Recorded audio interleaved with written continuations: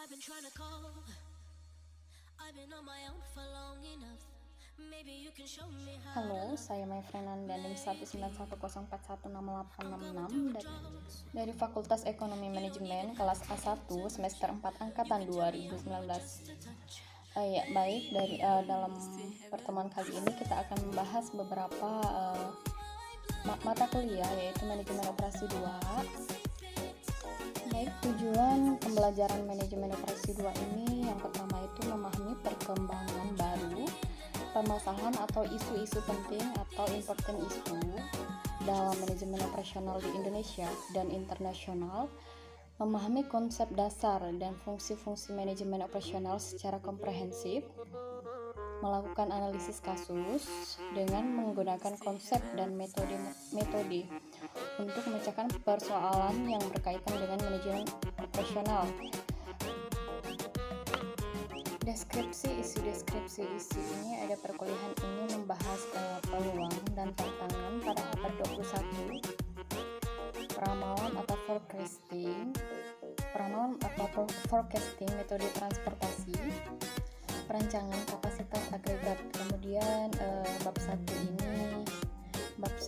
manajemen operasi itu membahas tentang tantangan dan peluang abad ke-21. Adapun pembahasannya yaitu sistem produksi. Pada masa lalu, pengertian produksi hanya dikaitkan dengan unit usaha fabrikasi, yaitu yang menghasilkan barang-barang nyata seperti mobil, parabot, semen, dan sebagainya. Kemudian, produksi sering diartikan sebagai aktivitas yang ditujukan untuk meningkatkan nilai input menjadi output. Adapun manajemen produksi, faktornya yaitu ada 5 poin. Yang pertama, material atau bahan. Yang kedua itu mesin atau peralatan. Dan yang ketiga ini manusia atau karyawan. Dan yang keempat ini ada modal atau uang. Dan yang kelima ini manajemen yang akan memfungsionalisasikan keempat faktor yang lain ini. Kemudian ukuran kinerja diukur dari ongkos produksi, kualitas produk atau jasa, dan tingkat pelayanan. Adapun konsep dasarnya ini, yang pertama itu manajemen operasional bertanggung jawab untuk produksi barang dan jasa dalam organisasi. Yang kedua ini manajemen operasional adalah studi. Adapun manajemen operasional adalah studi tentang pengambilan keputusan dalam fungsi operasional. Pada definisi di atas ada 3 hal yang perlu diperhatikan. Yang pertama fungsi, yang kedua sistem, dan yang ketiga ini keputusan. Adapun sasaran operasi yaitu yang pertama biaya, kedua kualitas, dan yang ketiga penyerahan, dan yang keempat ini ada fleksibilitas dan barang atau jasa. Di sini barang merupakan barang yang berwujud atau tangible. Dan yang kedua ini dapat disimpan atau perishable. Dan yang ketiga proses mesin. Dan yang keempat ada produksi sebelum dikonsumsi. Dan yang kelima ada kontak dengan konsumen rendah. Dan yang keenam ini ada kualitas objektif. Kemudian jasa. Yang pertama itu tidak berwujud atau intangible. Yang kedua tidak dapat disimpan, dan yang ketiga proses manusia. Keempat produksi dan konsumsi bersamaan, dan yang kelima ada kontak dengan konsumen tinggi.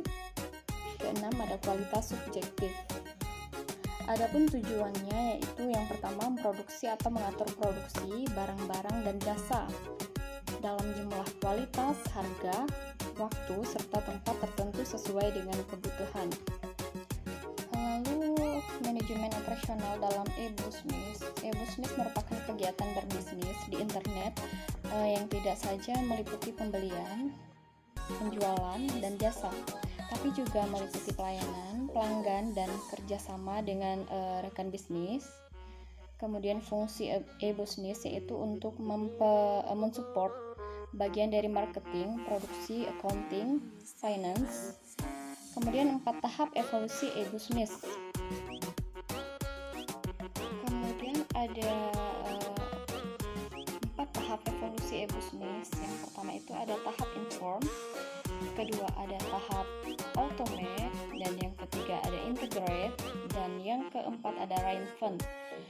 Topik utama dalam manajemen operasional abad ke-21 ini, yang pertama itu peran baru, manajemen proyek di abad 21, kedua loyalitas baru, dan yang ketiga manajemen proyek. Dan pendapat saya tentang manajemen operasional abad 21 ini, abad 21 merupakan suatu masa yang diwarnai oleh munculnya ilmu berbasis pengetahuan, tidak lagi tergantung pada produksi massal. Baik, cukup sekian dari saya.